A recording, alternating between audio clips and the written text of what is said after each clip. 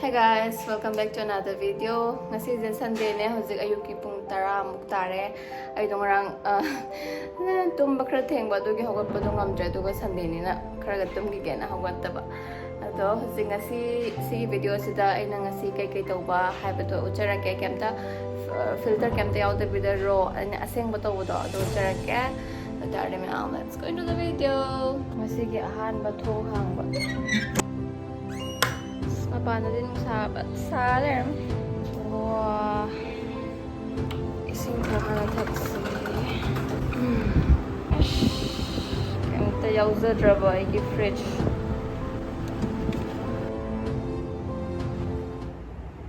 Pag tumanda tumning haba maya. Ngarang do Saturday do kara sa tiyang na tumba. Duga weekdays ta di tumba pa na pangde ba.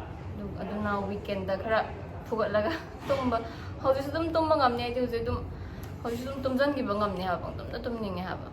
Ato po, hagot tabati ate ngasi Sunday na Thabak mayam lay pishu ko daba cupboard set ko daba nagi shorts YouTube shorts am ju same ko daba. Ay na video exam adi lang khala da ma pan mi guys. Jose ay chakra lon ge breakfast sana bagi tama. Khwaang ni tawtuisi khwaang na khra pamzei chini laser sila chama na laser ising so ball red na chini hapsun zero game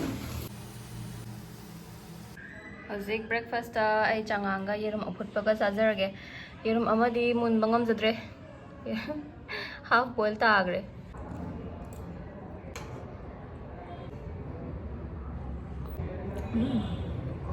How it? Ma'am, I just khwaang luôn, but it's not even. Chắc không, Giang không mà cái hay rồi. Khwaang dậy thum na thap ko yang pam dậy thum ma'am di khwaang dậy thum mana pam ra thum da mana pam ra to comment hai ma'am. Hojik breakfast to bolo re ngatang pham re ngatang rest to re duna hojik mo peace over room da mo mai on sun zerage.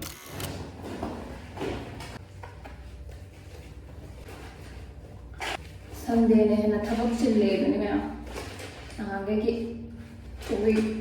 Whole week ki Thabak mayam do Sunday da puwa ta second Saturday ka fourth Saturday ka chutti thai ba ko duna adu gi second Saturday ka fourth Saturday ka gi week to ma different ngai so chutti ali phang mani na handak di third Saturday ho gi Sunday dang chutti tha ba di Thabak yummy Thabak yummy Hojik mathakta phi phauba kari saram dunya ko nung sa atra floor amaga wale sai sta hamba malay rest of work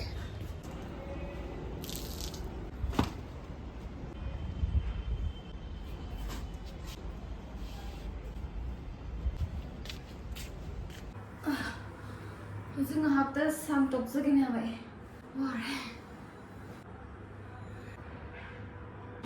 Hojik chak thanggat chare mayam ai cooker gi phibam janti yeng biu nung sidra ado injang di ngarang gi to sahala char ni ngarang chicken thong bane ba ado hojik chak se phat kam thoga sa thoni mayam ai chabagi si video se lobo kawram me haba aduga sak sa ba mai chala ka ningsangi lo yung lo rein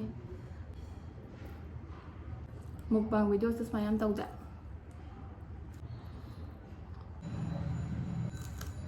Ma'am Sunday wearing a sida cupboard se set to with over never.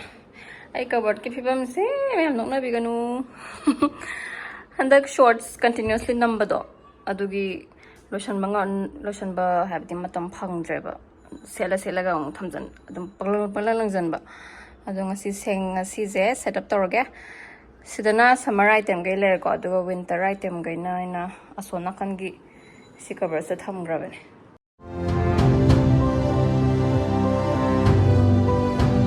Cupboard set to was a cruddy loires, final look se assume na laser Duga songi cupboard so the naigi hanger gi items cralaire, so the piron cralaire, sitting a morang as it conatorni. Duga so the hair dryer gumba miscellaneous item cralaire. Masini aigi cupboard set to bugi waris se loisere, so the tripod laser.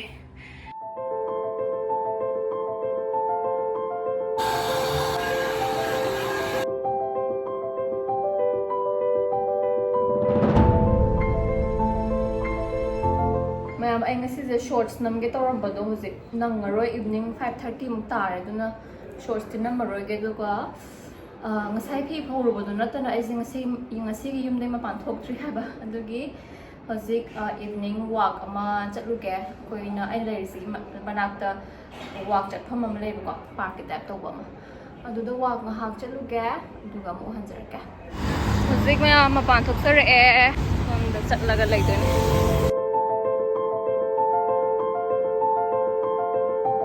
Ma'am you're park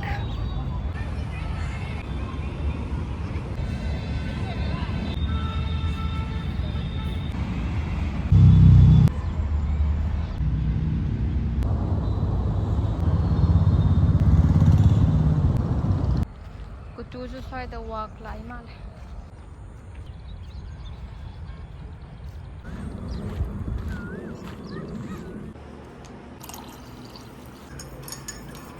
मैं वाक चलू बहल अद हजिक tang orange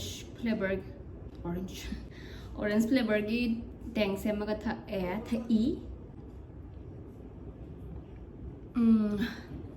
हजिक हाक लेरगा dinner थोंगा चारगा हयेंग थबक चटपगी केकेनो खरा arrangements तौरगा तुमनी अदुना video से Matang स्वादा लोसनजरगे ma'am video से क्या सांगबनो खंगद्रे अदो हजिक ngasi thagakadobonina hayeng haibdi kaino video sing ngasi thagakadobonina last phau tumam dai bukti ulla roge ba do tadi pung do am thengani ba aduna hojik pung 7 muk tare ba ko evening gi ado video se edit toraga thagalakna bo najarage me video se loi phau bing bigida mak thank you very much thank you video tam thainaras me bye bye take care